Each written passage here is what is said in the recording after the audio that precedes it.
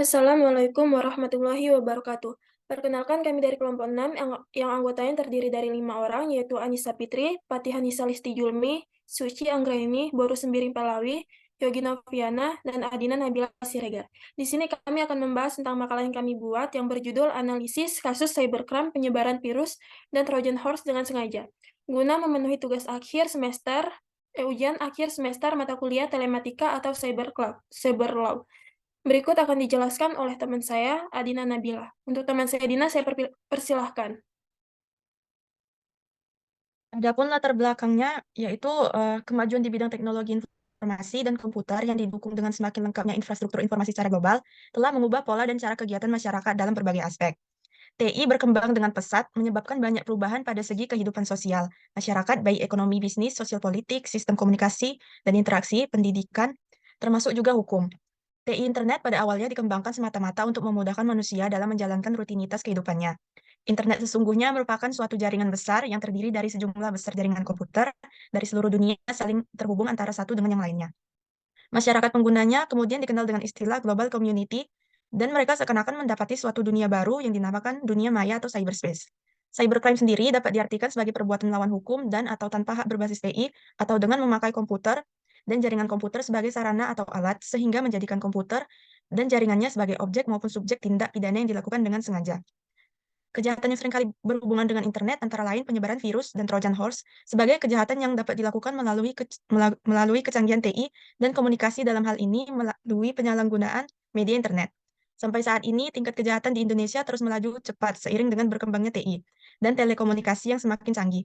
Namun demikian, saat ini telah berlaku Undang-Undang Nomor 11 Tahun 2008 tentang Informasi dan Transaksi Elektronik atau UU ITE yang di dalamnya mengatur berbagai aktivitas yang dilakukan dan yang terjadi di dunia maya, termasuk pelanggaran hukum.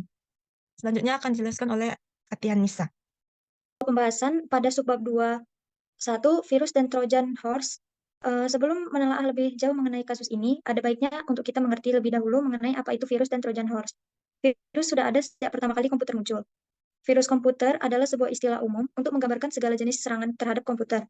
Virus dalam komputer merupakan program komputer yang dapat menggandakan atau menyalin dirinya sendiri dan menyebar dengan cara menyisipkan salinan dirinya ke dalam program maupun dokumen lain. Virus komputer umumnya dapat merusak perangkat lunak komputer dan tidak dapat secara langsung merusak perangkat keras komputer. Akan tetapi akan mengakibatkan kerusakan dengan cara membuat program yang memaksa overproses ke perangkat tertentu. Efek negatif yang membuat efek negatif dari virus komputer sendiri yaitu membuat sumber daya pada komputer seperti penggunaan memori yang menjadi berkurang secara signifikan. Efek yang ditimbulkan juga merupakan hilangnya file dari komputer, timbul error yang tidak biasa, misalnya freeze, program yang tidak dapat digunakan, hingga file yang dicuri. Virus komputer yang sudah ganas juga akan bisa merusak bagian dari hardware. Untuk Trojan Horse sendiri atau kuda Troya, atau yang lebih dikenal dengan Trojan dalam keamanan komputer, merujuk kepada sebuah bentuk perangkat lunak yang merugikan, atau malware, malicious software, yang dapat merusak sebuah sistem jaringan. Tujuan dari Trojan sendiri ialah memperoleh informasi dari target, misalnya password, kebiasaan user yang tercatat dalam sistem log, dan data-data yang lain. Akibat paling banyak yang mudah muncul dan ditemui adalah kinerja komputer yang semakin lemot dan akses jaringan komputer yang semakin melambat. Selain itu, perlunya kewaspadaan penuh karena Trojan Horse juga mengincar data-data sensitif yang ada pada komputer yang bisa dengan mudah dicuri melalui malware yang sudah tertanam di komputer. Bentuk-bentuk penyebaran virus dan Trojan Horse bisa melalui banyak cara. Antaranya yang paling sering terjadi ialah yang pertama, menggunakan disket yang sebelumnya sudah tertular virus. Penularan bisa terjadi baik pada saat membaca file, mengcopy file, atau bahkan hanya perintah dir atau melihat daftar isinya saja. Yang kedua, yaitu software bajakan. Ada beberapa software bajakan yang beredar di Indonesia, yakni dalam bentuk CD yang berisikan virus. Yang ketiga, melalui internet, terutama jika Anda menerima email yang ada attachment dari orang yang tidak dikenal, ataupun yang dikenal sekalipun. Apalagi jika Anda menerima email dengan attachment bernama zip file.x, sebaiknya segera hapus file tersebut, atau dengan virus Worm Explorer. Lalu yang keempat, melalui internet saat mengunjungi atau mendownload sesuatu di situs atau alamat tertentu. Apalagi dengan adanya virus baru yang dibuat dengan bahasa pemrograman Java, pada saat mengunjungi situs tersebut, virus Java dapat langsung menulari komputer tanpa disadari. Selanjutnya akan dilanjutkan oleh teman saya, Suci. Baik, pada subbab 2.2, analisis kasus yang berkaitan dengan malware. Contoh kasus penyebaran virus secara sengaja. Penyebaran virus dengan sengaja merupakan salah satu jenis kasus cybercrime yang terjadi pada bulan Juli 2007. Twitter, salah satu jenjang jaringan sosial yang sedang naik pamor di masyarakat belakangan ini, kembali menjadi media infeksi modifikasi neocortex worm yang mampu membajak akun Twitter dan menular melalui postingannya dan menjangkit semua followers. Semua kasus ini hanya sebagian dari sekian banyak kasus penyebaran malware di seantero jenjang sosial. Twitter tak kalah jadi target pada Agustus 2007 diserang oleh penjahat cyber yang mengiklankan video erotis ketika pengguna mengkliknya maka otomatis mendownload Trojan Downloader win32.download.sco.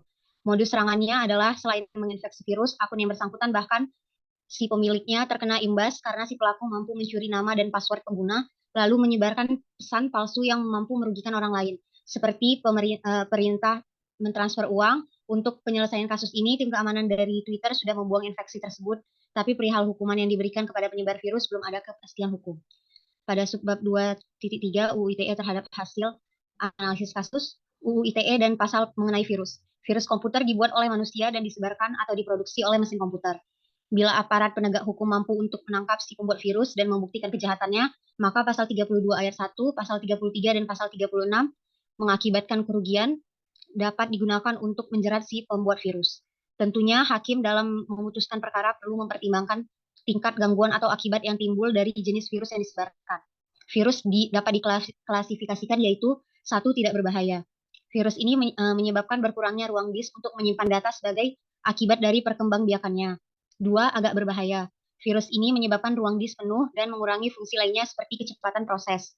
3. Berbahaya. Virus ini dapat mengakibatkan kerusakan atau gangguan yang parah termasuk kerusakan data dari sistem elektronik yang diselenggarakan.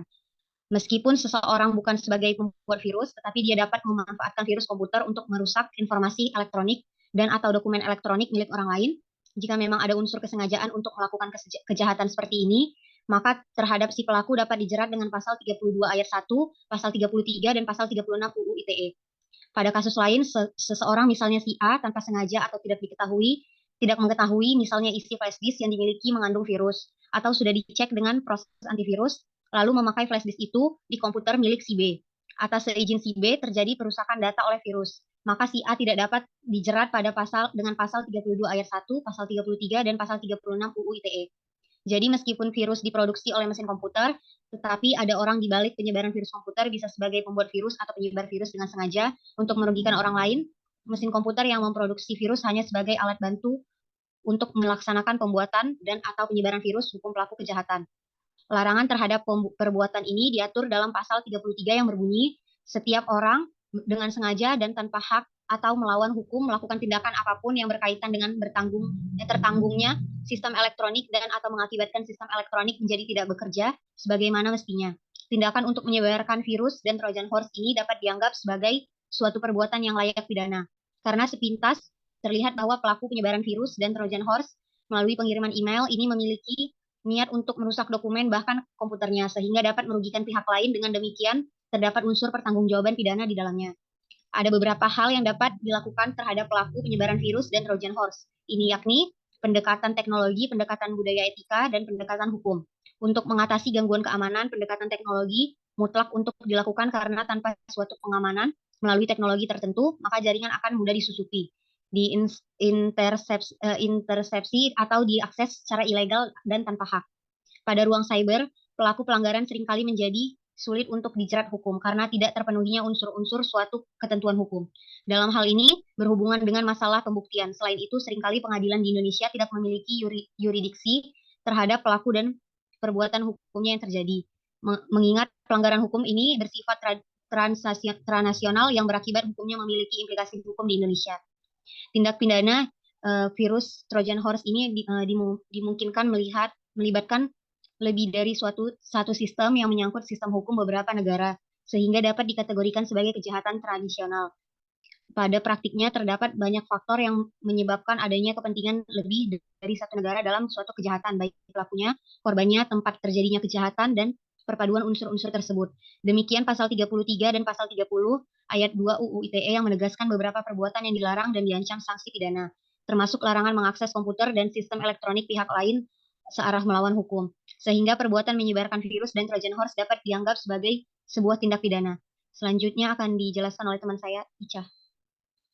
Untuk poin 2.4, sanksi yang diberikan berdasarkan analisis kasus, adapun hukum yang dapat menjerat pada para penyebar virus tersebut tercantum dalam UU ITE pada pasal 33 tentang virus, yaitu setiap orang dengan sengaja dan tanpa hak atau melawan hukum melakukan tindakan apapun yang berakibat terganggunya sistem elektronik dan atau mengakibatkan sistem elektronik menjadi tidak berfungsi sebagaimana mestinya. Pelanggaran UU ITE ini akan dikenakan denda sebesar 1 miliar rupiah. Pada kalimat awal sudah jelas bahwa setiap orang yang menunjukkan bahwa semua orang tanpa terkecuali dilarang melakukan pelanggaran melawan hukum, melakukan tindakan apapun yang berakibat terganggunya sistem elektronik atau mengakibatkan tidak bekerja sebagaimana mestinya, akan mendapatkan sanksi sesuai dengan pasal tersebut. Pelanggaran yang dimaksud dalam pasal tersebut bisa berupa virus dan worm komputer. Sebagaimana telah kita ketahui bersama virus, worm dan jenis malware lainnya dapat mengganggu sistem elektronik menjadi tidak bekerja sebagaimana mestinya. Jelas ini termasuk sebuah pelanggaran yang tertera pada pasal 33. Ada pelanggaran tentu, ada pula hukuman atau sanksi yang diberikan. Pelanggaran yang terjadi pada pasal 33 berkaitan dengan pasal 49 yang berisi dengan hukuman yang diberikan atas pelanggaran yang dilakukan. Pada pasal 49, setiap orang yang memenuhi unsur sebagaimana dimaksud dalam pasal 33 dipidana dengan pidana penjara paling lama 10 tahun dan atau denda paling banyak sebesar 10 miliar rupiah. Untuk poin 2.5, upaya pencegahan kasus yang dianalisis serta penyebaran malware. Para pengguna jejaring sosial harus berhati-hati dengan adanya penyebaran virus yang disengaja ini karena akan merusak sistem jaringan komputer kita. Mode serangannya adalah selain menginfeksi virus, akun yang bersangkutan bahkan si pemiliknya terkena imbas, karena si pelaku mampu mencuri nama dan password pengguna, lalu menyebarkan pesan palsu yang mampu merugikan orang lain, seperti permintaan transfer uang. Oleh karena itu, para pengguna jejaring sosial dihimbau agar rutin mengganti password terhadap akun sosial medianya. Virus ini dapat mengakibatkan kerusakan atau gangguan yang parah, termasuk kerusakan data dan sistem elektronik yang digunakan atau dipakai. Meskipun seseorang bukan sebagai pembuat virus, tetapi dia dapat memanfaatkan virus komputer tersebut untuk merusak informasi elektronik atau dokumen elektronik milik orang lain. Dan untuk penyelesaian kasus ini, tim keamanan dari Twitter sudah membuang infeksi dari virus tersebut. Untuk para pengguna sosial media, sistem komputer, maupun perangkat lunak lainnya, serangan virus dapat dicegah atau ditanggulangi dengan menggunakan antivirus. Jenis perangkat lunak ini dapat juga mendeteksi dan menghapus virus komputer.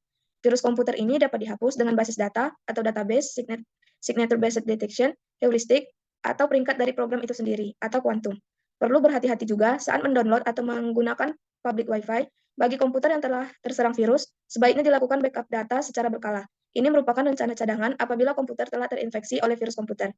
Biasakan untuk melakukan backup terhadap data-data yang penting agar data-data tersebut tidak sepenuhnya hilang dan masih bisa dibuka di perangkat yang lain. Dan untuk cara mengatasi Trojan Horse yang paling utama adalah kewaspadaan terhadap program-program yang mencurigakan dan hanya melakukan install yang bersumber dari website-website yang terpercaya saja. Untuk mengetahui website terpercaya atau tidak, salah satu caranya dengan mengecek apakah website sudah menggunakan SSL atau Secure Socket Layers atau belum. SSL memungkinkan proses transfer data dari klien server dan sebaliknya terjadi dengan aman karena ada proses enkripsi data yang ketat. Sekian penjelasan dari saya kembalikan ke moderator.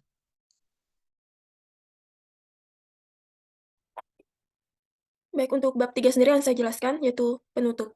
Kesimpulan, pada dunia cyberspace ini, banyak sekali kejahatan yang bisa dilakukan. Salah satunya adalah penyebaran virus secara sengaja untuk mengambil data-data dan informasi penting seseorang.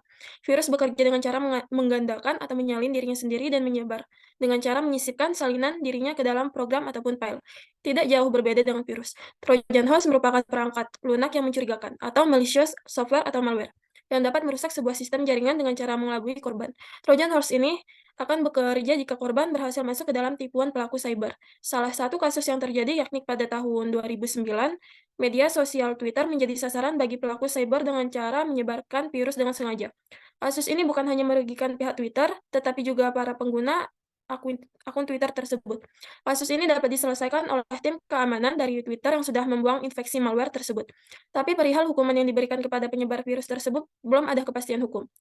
Tindakan penyebaran virus dapat dijerat dengan pasal 33 janto dikaitkan dengan pasal 49 UU ITE yang akan dikenakan denda sebesar 1 miliar rupiah. Sedangkan tindakan penyebaran Trojan Horse dijerat dengan pasal 30 ayat 2 janto yang dikaitkan dengan pasal 46 ayat 2 UU ITE dipidana dengan pidana penjara paling lama 10 tahun atau denda paling banyak 10 miliar rupiah. Beberapa hal juga dapat dilakukan terhadap pelaku penyebaran virus dan Trojan Horse ini, yaitu pendekatan teknologi, pendekatan budaya etika, dan pendekatan hukum.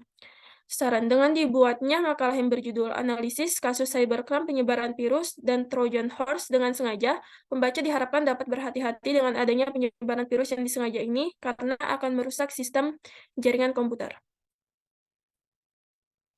Sekian Sekian penjelasan tentang makalah yang kami kerjakan. Maaf jika terdapat kesalahan pada presentasi kami kali ini. Sekian dan terima kasih. Kami akhiri dengan billahi taufiq wal hidayah. Wassalamualaikum warahmatullahi wabarakatuh.